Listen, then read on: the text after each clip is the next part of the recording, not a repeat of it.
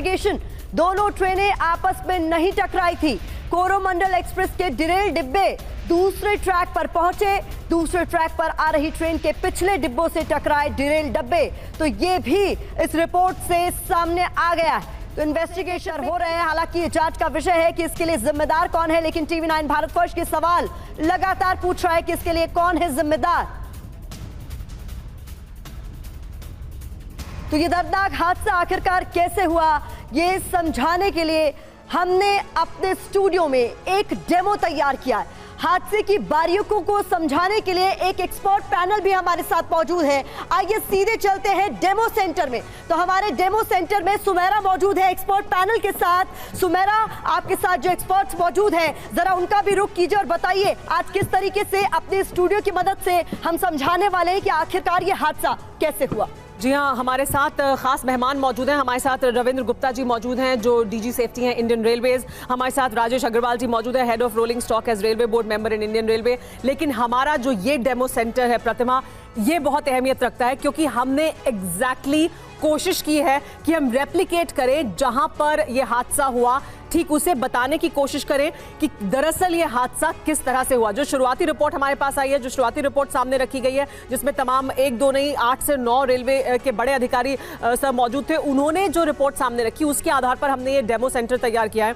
और ये demo centre जो बताता है वो मैं शुरुआती तौर पर बताती हूँ और फिर हमारे जो एक्सपर्ट्स हैं प्रतिमा उनसे समझने की कोशिश करेंगे। तो दरअसल देखिए, ये देखिए, ये अप लाइन है और ये डाउन लाइन है। ये हम समझाएंगे, ये डेमो है और इसके जरिए आपको पूरी तरह से, अगर आप ये देखते रहेंगे टीवी 9 भारत वर्ष के साथ बने रहिए, हम आपको एक एक बारीकी बताएंगे और आपको दरअसल समझ आएगा पूरी तरह से कि ये हादसा कैसे हुआ है। बिल्कुल, देखिए इस पर हम आए उससे पहले कुछ बारीकियां आपके सामने रखना बहुत जरूरी हो जाता है। डेमो भी करके आपको दिखाएंगे, लेकिन कुछ ग्राफिक्स और हमने आपके लिए तैयार किए। हाईटेक ग्राफिक्स के जरिए आपको दिखाते हैं कि पूरा हादसा आखिरकार हुआ कैसे है। तो इसको समझाते हैं आपको। ये देखिए, ये आप ग्राफिक्स की मदद से देख रहे हैं कि किस तरीके से आपको एक मेन लाइन नजर आ रही है, फिर आपको यहाँ पर दूसरी लाइन भी नजर आ रही है, 2 ट्रेनें ऑपोजिट डायरेक्शन में जाती हुई नजर आ रही है। लेकिन जो कोरोमंडल है, जिसे मेन लाइन पर जाने का सिग्नल मिला था, वो चली जाती है लूप लाइन में, जो वहां पर ऑलरेडी मौजूद मालगाड़ी से टकराती है डिरेल होने के बाद। और उसके बाद दूसरी तरफ से आ रही ट्रेन के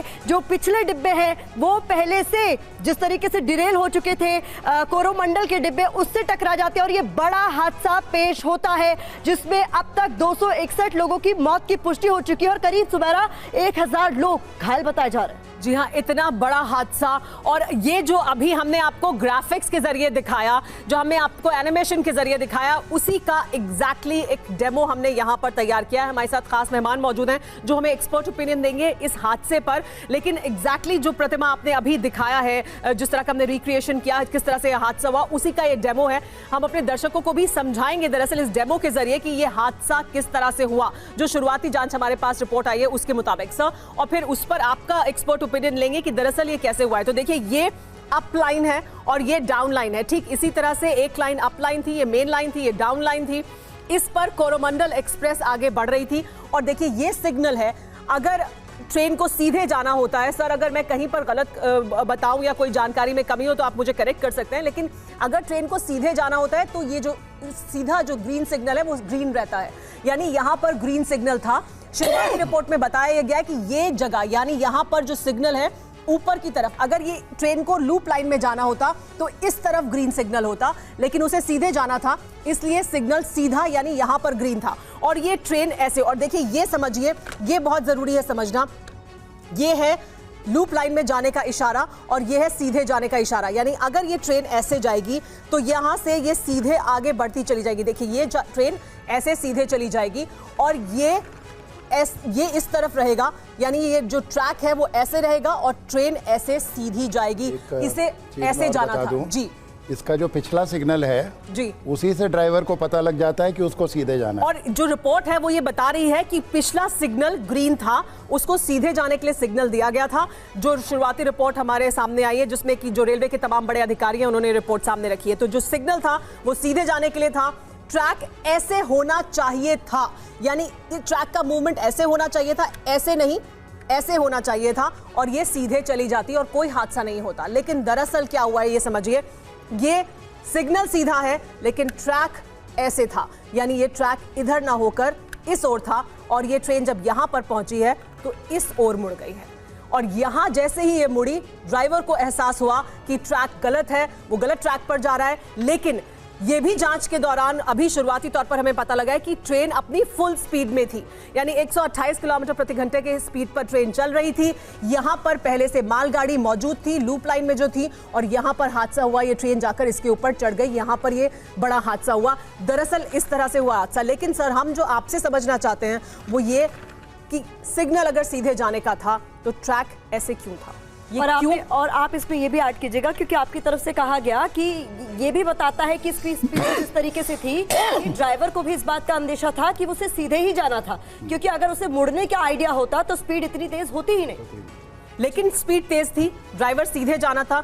जैसे ही यहां पर मुड़ा, ड्राइवर को यह एहसास हुआ कि उसके पास सिग्नल सीधे जाने का है, लेकिन ट्रैक ऐसे है, गाड़ी ऐसे मुड़ती है। सर, ये कौन सी कंडीशंस होती हैं जब इस तरह की घटना हो सकती है? अगर मैं एक एक कर सर आपसे जानूं कि क्या बड़ी वजह, मुख्य वजह हो सकती है कि ऐसा क्यों हुआ? टेक्निकल फॉल्ट है, ह्यूमन एरर है, दरअसल क्या हुआ है यहाँ? देखिए, दरअसल फाइनली क्या हुआ, ये इसके लिए तो काफ़ी डिटेल्ड इन्वेस्टिगेशन लगती है और एक्सपर्ट्स जो हैं वो फील्ड में देख रहे हैं जी।